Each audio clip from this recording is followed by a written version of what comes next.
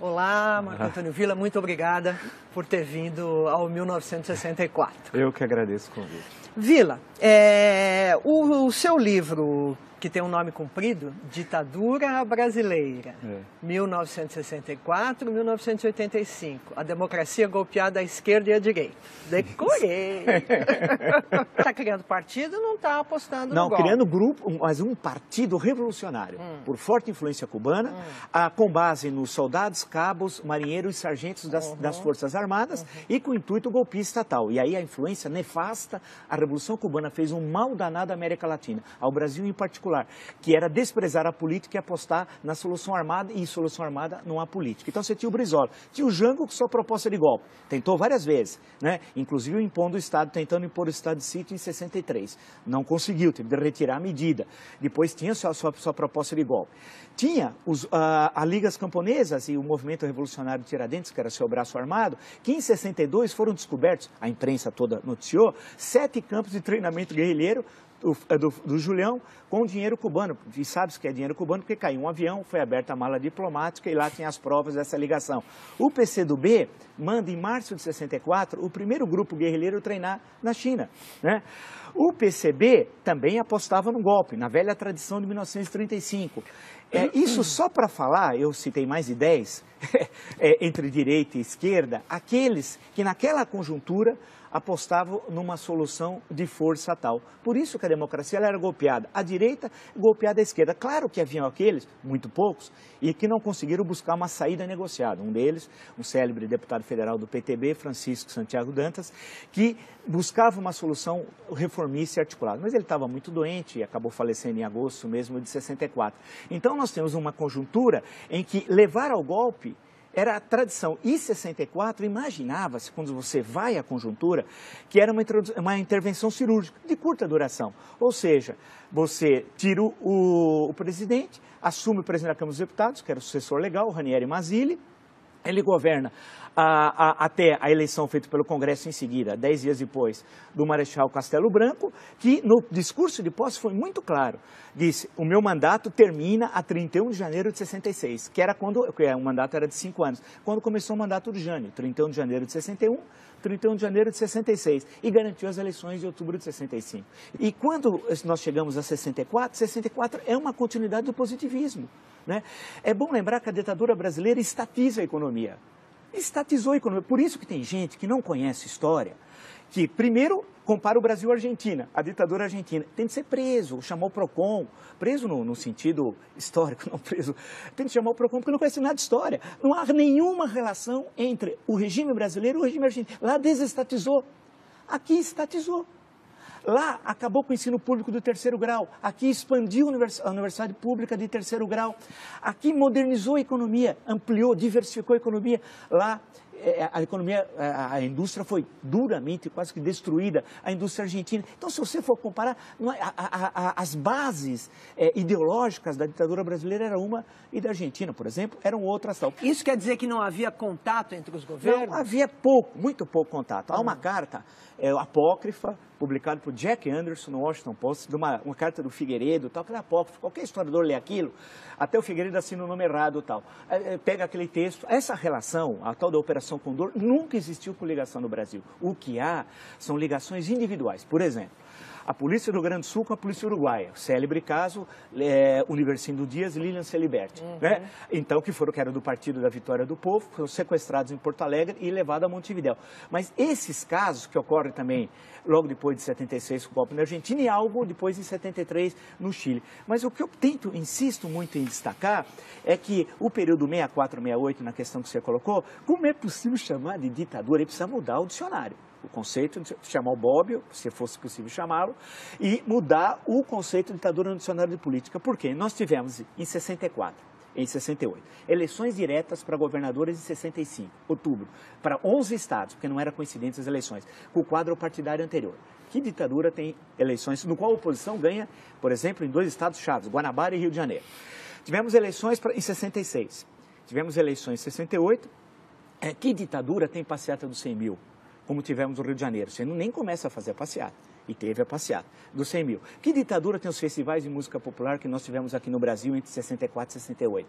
Que ditadura tem o movimento artístico, o teatro, por exemplo, que nós tivemos no período teatro de contestação? A interpretação mais comum, vamos dizer, a respeito desses assuntos de outros historiadores que passaram por aqui, é que, por exemplo, em relação à vida cultural, ela foi formada durante o período anterior à ditadura e ela se espalhou ali a despeito do general-presidente.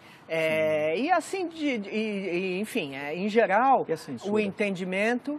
Pois é, mas não teve censura? Muito pouca. O Show Opinião, por exemplo, que é de 64, teve depois algumas mudanças da principal, primeiro foi a Nara, depois a Maria Bethânia e tal. Você teve algumas... É que você combinou, não é democracia. Aí que é necessário ver os conceitos. Nós temos o período 64 a 68, é uma combinação de autoritarismo com resquícios da ordem democrática da Constituição de 46. Então, nós temos um mix que explica esse período 64 a 68. Explica, por exemplo, a publicação de romances como Quarupi, do Antônio Calado, né? O teatro, a oficina, a arena e não só. Explica o cinema, né? O cinema. É bom lembrar que a ditadura queria lembrar filme para apoiar o cinema nacional. Eu queria saber que ditador na América Latina criou uma empresa para apoiar o filme nacional. Mas vê como que a coisa é diferente aqui. Então, período 68, 78. Agora, veja a contradição. Por isso que a gente não deve temer. Se construiu uma leitura do regime militar que me parece muito equivocada.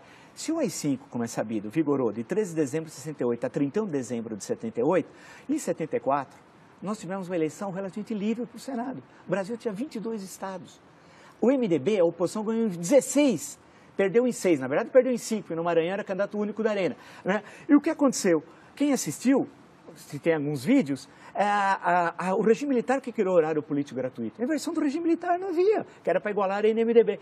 Quem lembra o Horácio Squercia, candidato aqui em 74, explicando a concentração de salários, fazendo um gráfico com dados do Diese, né, do Barelli, e mostrando Teve alguma ditadura que teve eleição? Teve eleição na Argentina, no Chile? Claro que não. Agora, o que tinha? Tinha cassação, claro. Em seguida, o que acontece? Você tem parlamentares, já eleitos em 74, numa vitória histórica, algumas eleições do Lisânias Maciel. É que a grande questão é que há uma leitura que hoje é fundamentalmente ideológica, com a carga ideológica do presente, sobre o período de falar ditadura 79. Por quê? 1º de janeiro.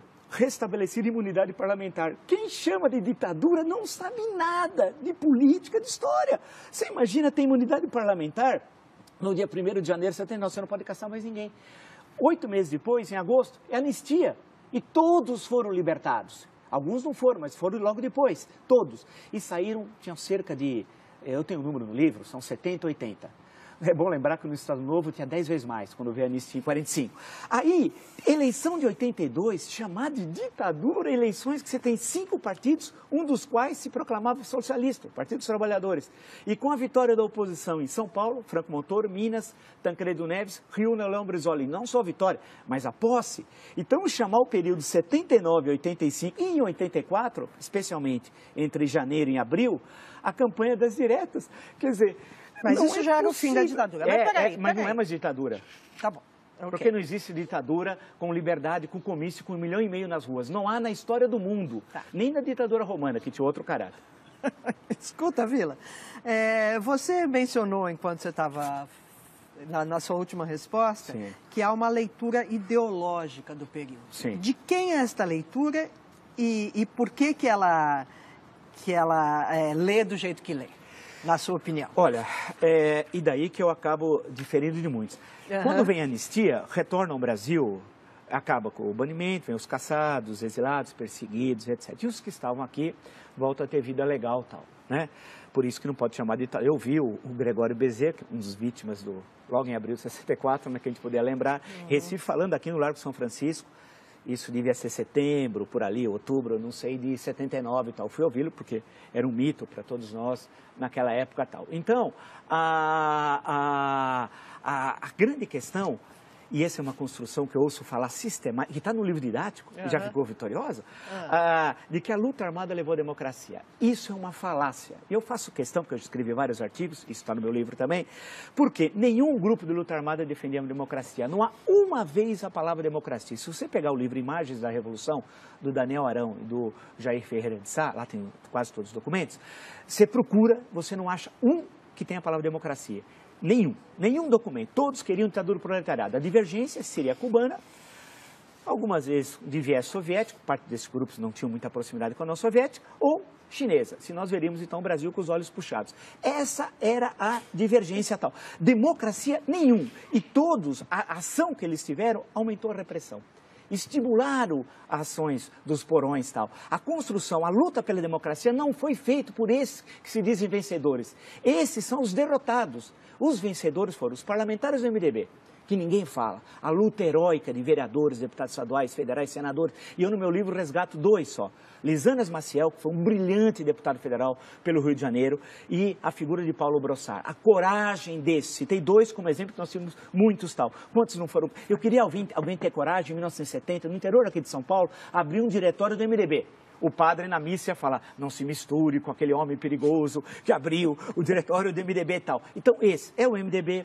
O papel da Igreja Católica fundamental, e no caso de São Paulo, a figura épica de Dom Paulo Evaristo Arnes, do movimento estudantil, do movimento sindical, dos intelectuais, jornalistas, artistas, da dona Terezinha Zerbini, que abriu aqui o movimento feminino pela anistia. Todos esses estavam falando em quê? Democracia, respeito ao voto. Os grupos de luta armada desprezaram. Eu faço questão, no meu livro cito, leiam, entram no Google, Mini Manual do Guerrilheiro Urbano, leiam. Aquilo é democracia, aquilo é barbárie, aquilo é barbárie pura, é ensinar como matar as pessoas. Né? Agora, significa que devia ser reprimido o autor Carlos Marighella da forma como morreu aqui na Alemanha Casa Branca? Evidente que não, evidente que não. Porque essa é a jogada. Ao você fazer a crítica à luta armada, esses que estão do lado de cá falam, quer dizer que você é a favor da tortura? Não. Os que veem o mundo assim, sem outros matizes, é que construíram essa versão falaciosa da história.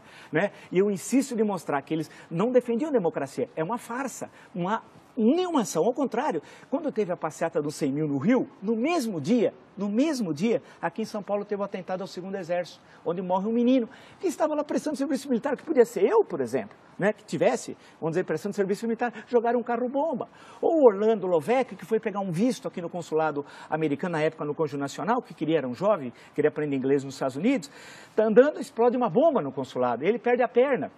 Ele passou anos para receber uma indenização de um salário mínimo. E quem colocou a bomba recebe 4 salários mínimos de indenização. Né? Quem matou um menino aqui no 2º Exército recebe indenização. E são vistos hoje como heróis. Não, a luta democrática é que foi heróica. Agora, isso não significa, em momento algum, ter qualquer contemplação com torturador, né, com assassino, com gente que desapareceu. Em hipótese alguma. Esses têm de sofrer esse opróbrio da história. Temos de sempre lembrar essa barbárie aqui do DOPS em São Paulo, vou lembrar a figura do Fleury, o Sealing em Porto Alegre, Davi Razan, Minas Gerais. Quer dizer, nós temos de lembrar como exemplos do mal, né? A mal que nós nunca devemos voltar a ter e defender a democracia e as liberdades. Eu acho que essa é a nossa grande tarefa. E não deixar que o resgate daqueles que lutaram em defesa da democracia seja apropriado por aqueles derrotados, que impulsionaram inclusive a ditadura, porque a cada ato terrorista, maior a repressão, maior a violência, maior a censura. Então, portanto, eu sei que eu remo, usando uma expressão leninista, eu remo contra a corrente, tendo essa outra leitura, porque é mais fácil fazer o discurso do óbvio, mas é o discurso falacioso e que, no fundo, reforça a tradição autoritária brasileira.